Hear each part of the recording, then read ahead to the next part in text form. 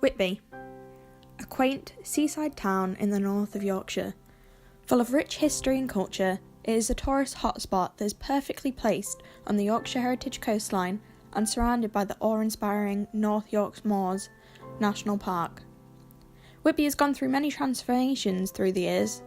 A fishing port that supported herring and whaling ships during the Middle Ages, the place where Captain Cook's famous ship the Endeavour was built, and is one of the stations on the North York Moors Railway steam train route from 1839. Much like how the River Esk divides this coastal town into two, there are two sides to Whitby. Perched on the east cliff is the ruins of Whitby Abbey. Looming over the seaside, it signals a darker past.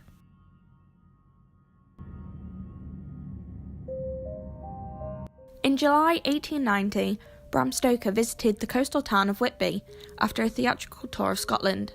He stayed at a guest house, 6 Royal Crescent, on the West Cliff, only a short walk from the beach below. He had already begun work on a novel set in Austria with the lead character called Count Wampire.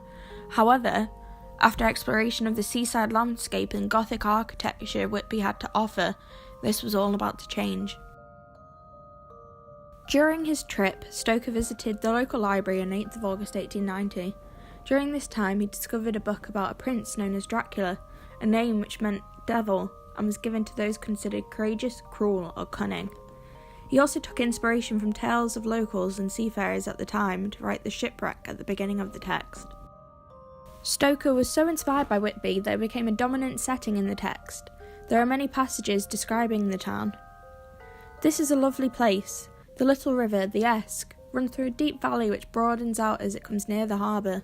The houses of the old town, the side away from us, are all red-roofed and seem piled up, one over the other. Right over the town is the ruin of Whitby Abbey.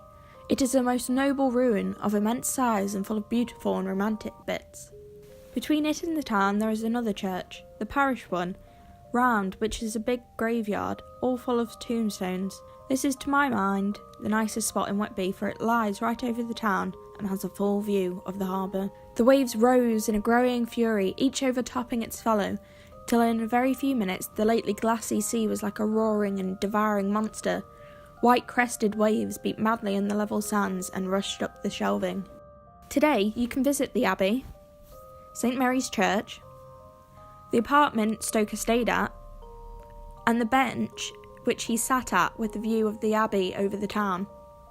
Not to mention there is the Dracula experience, which is an interactive tour of the tale of Dracula.